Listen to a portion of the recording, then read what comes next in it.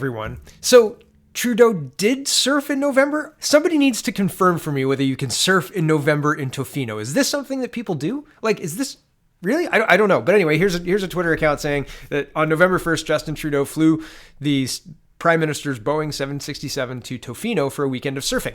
I knew I'd seen it. This consumes 50,000 kilograms of fuel or 150 kilograms of CO2. I'm not sure that the laws of physics allow 50 kilograms of fuel to turn into 150 kilograms of CO2. I don't think you can create 100,000 kilograms of anything from nothing, but maybe I'm wrong. But anyway, neither here nor there. I just wanted to show you that I saw something about him going surfing, and now I want underlining it. It was in November. So do we do that in Canada? Because I feel like that would be really cold. But I mean, maybe. Here's CTV News. On to some politics now, with Trudeau to meet with opposition leaders starting on Remembrance Day. I mean, yeah, you got to work, but it seems a little weird. Anyway, here we go. Prime Minister Justin Trudeau will hold one-on-one meetings with each of the opposition leaders later this month before heading back to the House of Commons with a minority government. The meetings will take place the week of November 11th, according to a spokesperson in the Prime Minister's office, PMO. Conservative leader Andrew Scheer, NDP leader Jagmeet Singh, Green Party leader Elizabeth May, and Bloc Québécois leader Yves-François Blanchet are expected to meet with Trudeau separately. I scroll down just a little bit. The party leaders have remained fairly quiet since the October 21st election. During a CTV News Channel panel discussion on Saturday, Liberal strategist David Zimmer said the meetings will help Trudeau figure out, quote, what the other party leaders want from him to ensure their cooperation. Conservative strategist Neil Brody pointed out that when it came to legislation related to social issues, Trudeau could rely on parties like the NDP for fiscal issues. He might lean more on the Conservatives. Trudeau has enough dance partners in the House of Commons to move an agenda forward, Brody said, stressing that the Prime Minister would need to stay fairly down the middle to maintain broad support and avoid another election so soon after the last one. The middle of the far left, maybe. I just thought it was funny, the middle. Like, where's the middle in your head? Who's the author of this? It doesn't matter. Where's the middle? I mean, incredible, right? Yeah, stay straight down the middle of increasing immigration every single year. That's a very middle of the ground kind of way to look at things. So funny. Here is an advocacy group challenging Canada's border pact with the US and claiming that the United States is not a safe country. Now, I've long said that no credible person, no serious person would say that. And well, here we are. Here is supposedly serious advocacy groups saying that the United States is no longer safe due to Donald Trump's policies on immigrants and immigration. Wow. Globe and Mail is reporting, refugee advocates set to challenge Canada's border pact with the U.S. in federal court. Refugee advocates and lawyers are taking the federal government to court Monday to argue that Canada should allow asylum claimants to seek protection at all official land border crossings because they say the United States is no longer a safe country for refugees. Maybe they're couching the whole argument in this, but I mean, you can't do that. And no serious person would ever agree, or not ever, but in the current climate would agree that the United States is not a safe country. Back to the article. The case to be heard at the federal court in Toronto this week marks the first major legal challenge to the Canada-US Safe Third Country Agreement since US President Donald Trump's administration launched a crackdown on illegal immigration more than 2 years ago. The Canadian Council for Refugees, Amnesty International, and the Canadian Council of Churches contend that Canada should stop turning away asylum seekers at official entry points along the US-Canada border. Scroll down. Quote, we want to make it really clear to the court what the realities are for people who are sent back to the U.S., said Janet Dench, Executive Director of the Canadian Council for Refugees. It's also a question of Canada's position, whether we want to side with those in the United States who are working so hard for the rights of refugees and vulnerable migrants, or whether we want to side with the Trump administration. I just wanted to point out this straw man that they're constructing. Do you want to help refugees or do you want to help Trump? Right?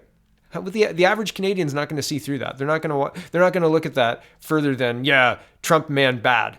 It's so dishonest. The reporting is just frustrating. And the idea that Trump pushing for pro-American or anything to do with securing the borders is anti-American or somehow bad for refugees or for the American country under Trump, it's not bad because those are the laws.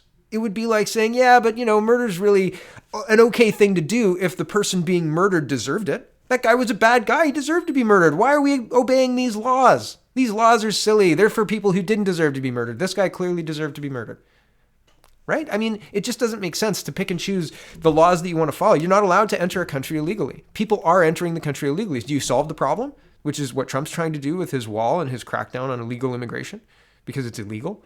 Or do you sit there and say, well, that guy was a bad guy. Just, you've got a gun. It's the United States. Just shoot him. It doesn't make any sense. You can't pick and choose the laws. He's really hungry. He should get some bread. How come you're being so oppressive by demanding that he pay for the bread? Jean Valjean, right? It's so frustrating because it's a straw man argument. And when you just hate on somebody all the time and hate on basically an entire ideology, nationalism is terrible. Trump is terrible. Orange man bad. The argument just, it was never a compelling argument in the first place, right? But everything. The United States is unsafe. Why? Because Trump man bad. Stupid. Absolutely stupid. You know what else is stupid? This. BC, moving on. BC poised for $100 million plus additional subsidy for international students' healthcare. I'm just going to leave it there, but I wanted to point this out. Here is an article from Global News from 2017 saying Canadian healthcare struggles to find a cure for hallway medicine. And here's the BC angle. It says his story isn't unique. Over the last few months, there have been a flurry of stories from patients across Canada complaining that they were kept in hospital hallways because of overcrowding. A woman from Surrey, BC recently spent 3 days in the hallway after being admitted for internal bleeding. Quote, when my doctor came to see me, there were people standing around and he was talking about my private personal information and the treatment I was about to go through. The woman, Karen Sidhu, told Global News. He couldn't help it. It was really unacceptable. Okay, here's 2019. BC senior gets a room after 4 nights in hospital hallway. This is from January 29th, 2019. A BC senior finally has a room to stay in after spending 4 long nights in a hospital hallway. 88-year-old John Jack Cook was admitted to Abbotsford Regional Hospital after suffering a brain hemorrhage. For 4 nights, he was confined to a gurney that was moved through different hallways in the hospital. Imagine that's your mother or father. Imagine they've had a brain hemorrhage. Imagine they're being pushed around hallways and you don't know where they are. Imagine that's you. You've had a brain hemorrhage and you're being pushed around hallways. Do you know where you are? Is that healthy? Is that solving anybody's problem? Here's another one from 2019. BC Veterans Hospital. This was from January 23rd. BC Veterans Hospital apologizes for veterans' 5-day hallway stay. Victoria General Hospital apologizes for the definitely excessive 5-day hallway stay of a retired Navy veteran. The 77-year-old was admitted with significant medical issues on January 17th, according to his son, Darren Lauer, retired staff sergeant with the Victoria City Police Department, who says his father has had no privacy since. I scroll down. The 35-year-old hospital is generally at capacity year-round, said Blanford, but often goes over capacity when flu season strikes. When there are more patients than space, some are treated in the hallways. Quote, we try to limit to a maximum of 2 to 3 days. We missed this one. It was too long, said Blanford. We're looking at procedures around this so we can learn from it. 2 to 3 days isn't too long, but 5 days, that's excessive. Ooh, 5 days. I mean, I wonder what happens when 7 days is excessive. And, we try to get them into a room by 5 days unless, they're discharged from the hospital. It just seems crazy to have arguments that Trump man bad for his nationalistic approach and crackdown on illegal aliens, while at the same time we can't fund our hospitals for proper care. And yet British Columbia is poised to give away $100 million in free healthcare. Come on into the hospitals. We don't need money. We don't need money if you're sick. Come on in. Except that you'll probably hang out in a hospital hallway for, a week, but whatever. Come on in. Is this how you solve problems? It doesn't look like it to me. It looks like this will propagate the issues further. It looks like BC's actions and these advocacy groups that certainly aren't looking at the long game, certainly aren't looking at the capacity of our hospitals or the capacity of our infrastructure. They don't care.